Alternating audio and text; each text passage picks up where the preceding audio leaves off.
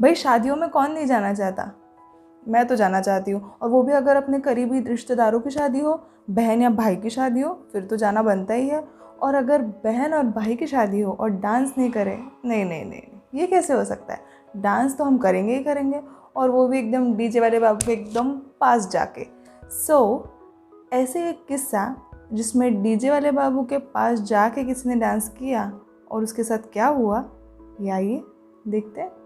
So let me reintroduce myself, guys. This is Mruga this side, and by profession I am an audiologist and speech and language pathologist.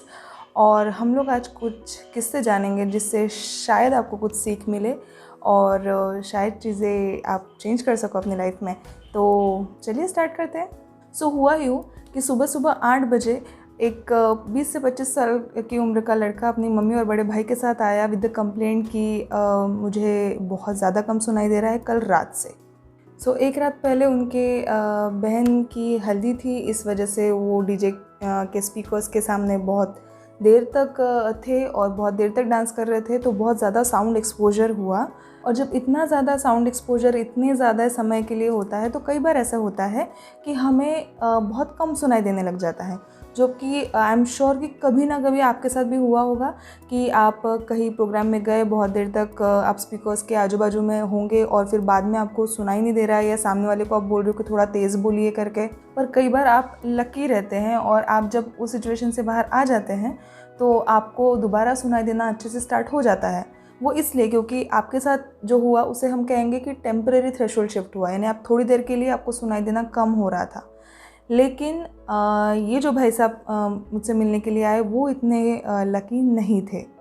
और problem ये थी कि आज उनकी बहन की शादी थी शाम में, और वो मेरे सामने थे और उनको शादी में शामिल होना था। बट अभी क्या किया जाए, सुनाई तो बिल्कुल भी नहीं दे रहा है। और इस सिचुएशन में जो हम कर सकते थे वो हमने किया। बट सैडली ऐसा था कि अगर वो आज शादी में जाते तो और ज़्यादा साउंड एक्सपोजर होता था, जो कि उनके कानों के लिए बेहद हानिकारक था।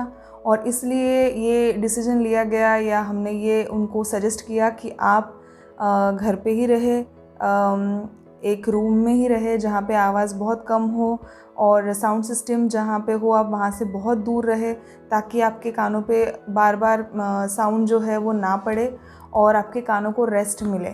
अब ये बहुत ही स्ट्रिक्ट डिसीजन था क्योंकि बहन की शादी थी उनके, बट लेना पड़ा। और अच्छा हुआ कि वो डिसीजन लिया गया और हमने वो सजेस्ट किया।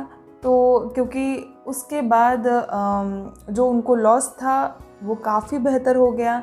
वो मुझसे आके 3 दिन बाद मिले, तो फिर से हमने जब चेकअप किया तो पता चला कि काफ़ी हद तक वो उनको सुनाई दे रहा है। तो ये जो मैंने किस्सा बताया ये इसीलिए इम्पॉर्टेंट है क्योंकि आई एम वेरी श्योर कि हम में से हर कोई ये सिचुएशन में कभी ना कभी जाता है, और आप लोगों को पता होना चाहिए कि उस टाइम पे क्या किया जाए। सिंपल सी बात है, अगर आप किसी भी शादी में शरीक होते हैं, किसी भी प्रोग्राम में जाते हैं जहाँ पे बहुत लाउड स्पीकर्स हो, तो प्लीज़ आप वहाँ से दूर रहिए। और अभी तो पैंडमिक है, आई नो कि आप नहीं जा रहे हैं किसी गैदरिंग में, सोशल गैदरिंग्स में, लेकिन साउंड एक्सपोजर जो है वो कहीं पर भी हो सकता है। इवन घर पे भी बहुत ज़्यादा ज़ोर से अगर आप ईयरफोन्स यूज़ कर रहे हैं तो वो भी मत करिए, क्योंकि इससे भी ज़्यादा प्रॉब्लम हो सकती है, और यहाँ तक कि आपको हियरिंग लॉस भी हो सकता है। और क्या क्या सिचुएशंस में हियरिंग लॉस हो सकता है जो कि हम डे टू डे लाइफ में करते हैं लेकिन अवॉइड करते हैं, इग्नोर कर देते हैं, तो वो हम लोग डिस्कस करेंगे आगे के वीडियोस में। अगर आपको ये वीडियो अच्छा लगा हो तो प्लीज़ इसे लाइक कीजिए, शेयर कीजिए, सब्सक्राइब कीजिए मेरे चैनल को। और अगर आप चाहते हैं कि मैं ऐसे ही वीडियोस बनाते रहूं तो आपके वर्ड्स मुझे बहुत मोटिवेट करते, तो प्लीज़ कमेंट ज़रूर कीजिएगा। And thank you, lots of love and energy. Thanks.